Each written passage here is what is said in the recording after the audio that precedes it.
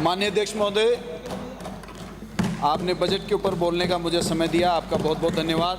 10 minute में आपको आपकी बात समाप्त करनी है। बिल्कुल, मुझे ये ज्ञात है। इस बजट को मैंने पढ़ा और पूरा बजट पढ़ने के बाद में 5 बिंदु मुझे लगा कि जिन 5 बिंदुओं के ऊपर ये 25 सरकार का बजट केंद्रित, वो 5 बिंदु मैं आपको इस सदन को बताना चाहता हूं कि इस बजट के 5 अर्थ। पहला तो नाम बदलो बजट। जो भी योजनाएं पूर्ववर्ती सरकार की थी, उन योजनाओं को नए नाम के साथ में जनता के सामने पेश करने का यह बजट है। पूर्ववर्ती सरकार कोसो बजट, आप आगे क्या करने वाले हैं, आपका क्या विजन है, वो विजन भी मत बताओ, अपनी दिशा भी मत बताओ, पूर्ववर्ती सरकार को कोसकर ही अपना काम चलाओ। ऐसा बजट पूर्ववर्ती सरकार को कोसो बजट है।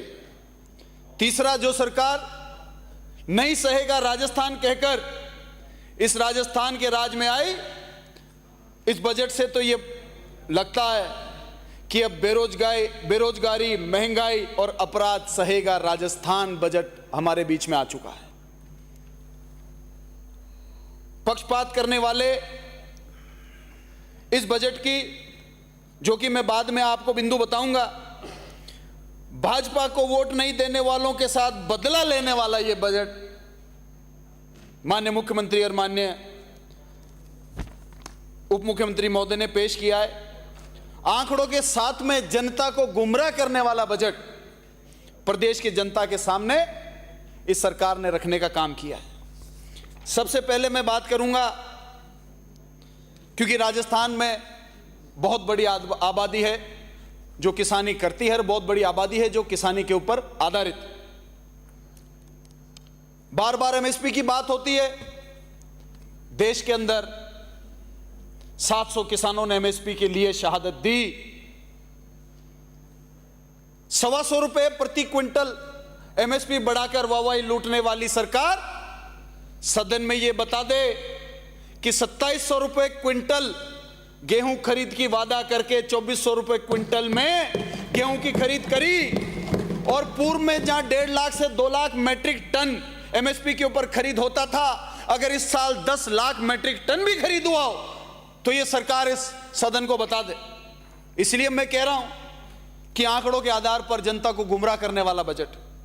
दूसरा, माननीय मुख्यमंत्री जी की एक दिन प्रेस मीट हुई और उन्होंने कहा कि राजस्थान के किसानों को रात की बजाय दिन में बिजली देने की हम योजना बना रहे हैं, लेकिन इस बजट के अंदर ऐसा कोई प्रावधान हमको नजर नहीं आया कि जिसमें विशेष बजट या प्रावधान रखा हो कि किसानों को दिन में बिजली मिलने की जो व्यवस्था करेंगे। पूर्ववर्ती सरकार ने भी करी थी, लेकिन अभी ऐसा कोई बजट में प्रावधान है नहीं। यह वही सरकार है कि जिसने वीसीआर काटने के लिखित आदेश निकाले हैं, जिले को संबोधित करते हुए कि फलाने जिले के अंदर दिसंबर महीने के अंदर वीसीआर भरो किसानों का, इस प्रकार का आदेश लिखित में निकाला। माननीय अध्यक्ष महोदय, शर्म ही नहीं आती, बीच बीच में बोलते हैं। कृषि कनेक्शन, अभी घरेलू कनेक्शन के लिए तो इस बजट के अंदर प्रावधान किया गया है।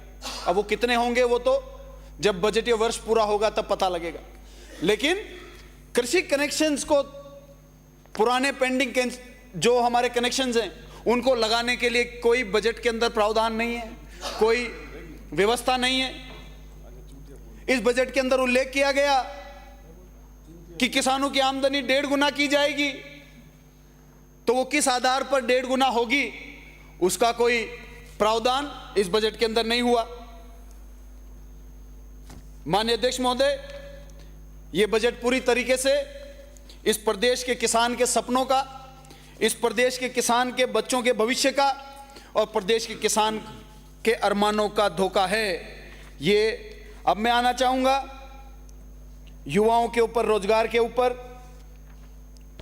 बहुत वाहवाही लूटी गई कि हम लोग 4 लाख सरकारी नौकरियां निकालेंगे, लेकिन उसमें यह तो बताइए कि पूर्ववर्ती सरकार ने जो नौकरियों की प्रक्रिया पूरी कर ली, क्या वो 4 लाख में इंक्लूडेड है? क्या पूर्ववर्ती सरकार ने 1.5 साल, 2 साल, 2.5 साल, 3 साल काम करके नौकरियां पकाकर ज्वाइनिंग बाकी रह गई, परीक्षाएं हो चुकी हैं, प्रक्रिया पूरी हो चुकी है, क्या उनको इस 4 लाख के अंदर लाया जाएगा?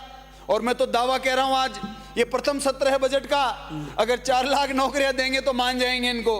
वो समय भी हमारे सामने बहुत दूर नहीं है। माननीय अध्यक्ष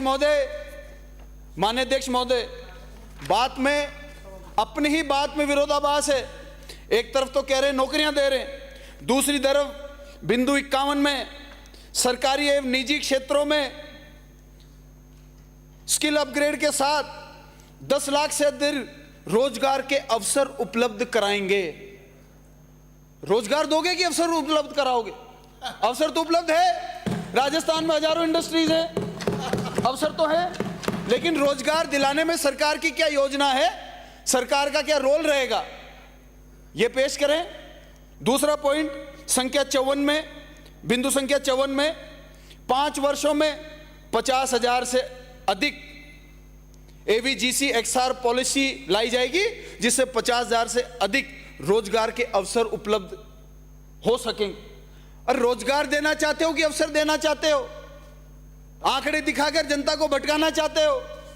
यह नहीं चलेगा। स्पष्ट आपकी मानसिकता जो है आपको स्पष्ट करनी पड़ेगी। बिना स्पष्ट किए राजस्थान के लोगों को आप गुमराह नहीं कर सकते। यह वो सरकार है माननीय अध्यक्ष महोदय, जो एक तरफ रोजगार देने की बात करती है और दूसरी तरफ रोजगार पाए हुए लोगों को बेरोजगार करने का आदेश निकालती है। यह मैं सदन में इनकी दोहरी मानसिकता बताता हूं। 25 दिसंबर 2023 को 5,000 युवा मित्रों को इन्होंने बेरोजगार कर दिया। महात्मा गांधी सेवा प्रेरक की भर्ती जो संपूर्ण हो चुकी थी, लोग हमारे प्रदेश के युवा और युवतियां ज्वाइनिंग करने वाले थे, उस भर्ती को इन्होंने निरस्त कर दिया। तो ये भर्तियां निरस्त करके राजीव गांधी युवा मित्रों को हटाकर आप रोजगार देने की मानसिकता का परिचय नहीं दे रहे, आप तो बेरोजगार करने का परिचय दे रहे हैं। माननीय अध्यक्ष महोदय, सरकार को इसके ऊपर सोचना पड़ेगा कि इनकी मानसिकता प्रदेश के बारे में क्या है। साथ में इन्होंने एक बात कही अध्यक्ष महोदय कि हम नशा मुक्ति केंद्र बनाएंगे, 10 जिलों में बनाएंगे। भारतीय समाज में शुरू से नशा और जुआ, ये 2 सबसे बड़ी कुरीतियों के खिलाफ सभी समाज के वरिष्ठ लोग हमेशा आवाज उठाते हैं। लेकिन आज ऑनलाइन गेमिंग सट्टा घर घर में चल रहा है, गांव-गांव में चल रहा है। वो सट्टा ऑनलाइन कौन चला रहा है, उन कंपनियों को लाइसेंस कौन दे रहा है, उनसे चुनाव में इलेक्ट्रल बॉन्ड के माध्यम से चंदा कौन ले रहा है, उन लोगों का खुलासा इस सदन में होना चाहिए अध्यक्ष महोदय, क्योंकि ये किसी भी प्रकार से प्रदेश के युवा के साथ धोखा करने वाली मानसिकता है। प्रदेश के बेरोजगार युवा को, जिसको कि पूर्ववर्ती सरकार ने, हमारी कांग्रेस पार्टी की सरकार ने 4,500 रुपए तक भत्ता दिया, 1 लाख बेरोजगारों को भत्ता देने की सीमा को बढ़ाकर 2 लाख तक किया। इसके बाद यह सीमा बढ़ेगी कि नहीं बढ़ेगी? माननीय अध्यक्ष महोदय, जब से यह सरकार बनी है उसके बाद में 10 महीने क्या 7-8 महीने हो गए, अभी मैंने प्रश्न लगाया कि आज तक बेरोजगारी भत्ता क्यों नहीं दिया गया। 250 करोड़ बेरोजगारों का पैसा 6 महीने तक इन्होंने अपनी ट्रेजरी में रखा। बेरोजगारों के तो ये हितैषी है ही नहीं।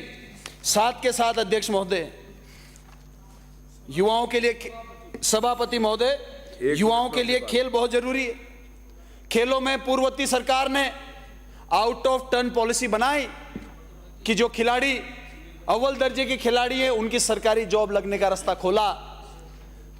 ये युवाओं को ये भी बताएं कि इस 6 से 8 महीने के अंदर क्या एक भी खिलाड़ी को आपने ज्वाइनिंग दी क्या? आप किसका इंतजार कर रहे हैं? जब वो खिलाड़ियों से कोई नौकरी लगाने के नाम पर पैसा ले लेगा, उनके साथ धोखाधड़ी कर देगा, उनके अरमानों को कुचल देगा, क्या आप उस दिन का इंतजार कर रहे हैं? क्यों आप लोगों ने पेंडिंग 300-400 एप्लीकेशन है उनकी स्क्रूटनी करके ज्वाइनिंग क्यों रोकी हुई है? इस सदन में ये भारतीय जनता पार्टी की सरकार बताए जो कि अपने आप को युवाओं का बड़ा हितैषी बताने का काम कर रही है, साथ के साथ ग्रामीण ओलंपिक जैसी योजना को बंद कर दिया। आपका समय समाप्त। चलिए मैं इसको आखिरी में जितेंद्र एक गोठवाल। बात में अपनी बात करता हूं। अध्यक्ष महोदय, इस सरकार ने 1 मिनट में कर रहा हूं, 1 मिनट में कर रहा हूं, आज आप समझे, मैं नहीं लूंगा, 1 मिनट में कर रहा हूं, 1 मिनट में कर रहा हूं। ये सरकार अपनी बात कह दे बस। सिसरो का इन्होंने अपने बजट के अंदर उल्लेख किया, जिन्होंने लिखा था कि लोगों का स्वास्थ्य, कल्याण, सहायता, खुशहाली सर्वोच्च उद्देश्य होना चाहिए, लेकिन इनके कर्मों में विरोधाभास है अध्यक्ष महोदय, क्योंकि इनके कर्मों में मंदिर, मस्जिद, हिंदू, मुस्लिम, आदिवासी का डीएनए कराना, घमंड की भाषा बोलना, सरकार के मंत्री कहते हैं। सभापति महोदय, मोदी जी की कुर्सी गई थी, आपने मुझे परिवर्तित बजट